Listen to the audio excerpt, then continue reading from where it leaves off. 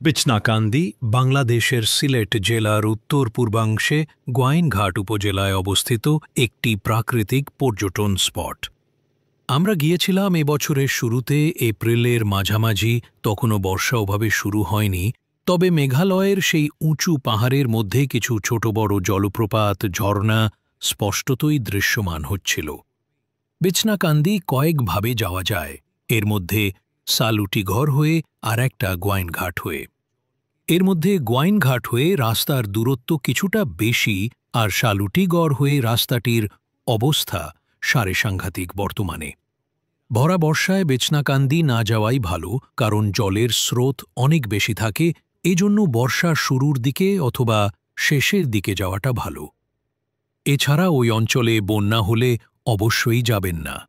যে ঋতুতে যান না কেন, সম্ভবত আপনাকে বিছনাকান্দি যেতে হলে গাড়ি সিএনজি থেকে নেমে বোটে করে যেতে হবে। বোটে সময় লাগবে ঘণ্টাখানেকের মতো। আসা যাওয়া ভাড়া 2 থেকে 2,500 টাকার মধ্যে। সেখান থেকে অল্প দূর হেঁটে বিছনাকান্দির পাথর, পাহাড় আর শীতল জলের দেখা পাবেন। নুড়ি পাথরে হাঁটার জন্য উপযোগী রিপার স্লিপার বা ট্রেকিং সুসঙ্গে নিয়ে যাবেন। বর্ষাকালে গেলে বোটে একটু বেশি এক্সপ্লোর করতে পারবেন, যেমন আশেপাশের জলপ্রপাত এবং ঝর্ণা। ওখানে মাথা ডুবিয়ে কুসুম শীতল ক্রিস্টাল ক্লিয়ার পানিতে গোসল করতে কি যে আনন্দ আর প্রশান্তি, তা ভাষায় প্রকাশ করার নয়। ভারী বর্ষা না হলে হালকা বিস্তর স্রোতগুলো আপনাকে কিছুটা ভাসিয়ে নিবে আর নির্মল আনন্দ দিবে। তবে ভয় পাওয়ার কিছু নাই, একটু সাবধানতা অবলম্বন করতে হবে।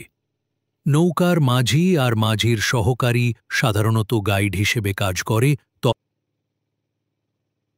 মাঝি আর মাঝির সহকারী সাধারণত গাইড হিসেবে কাজ করে, তবে তাদের সব কথা শুনবেন না। নৌকায় যেতে যেতে দারুণ সব ভিউ পাবেন। নদীর দুই পাশে এবং দিগন্তে বিভিন্ন প্রকারের লতাগুল, বেতগাছ, জারুল, শিমুল, পলাশ, হিজল সহ নাম না জানা অনেক ফুল ও ফলের গাছ আপনাকে মোহিত করবে।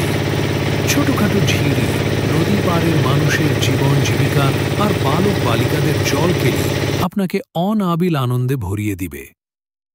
তাই ভ্রমণ করুন যখনই সময় পান, এবং যৌবনে ভ্রমণের আনন্দই আলাদা। এবং ভ্রমণ করুন পরিবার সহ কিংবা ছোটবেলার বন্ধুদের সাথে। বে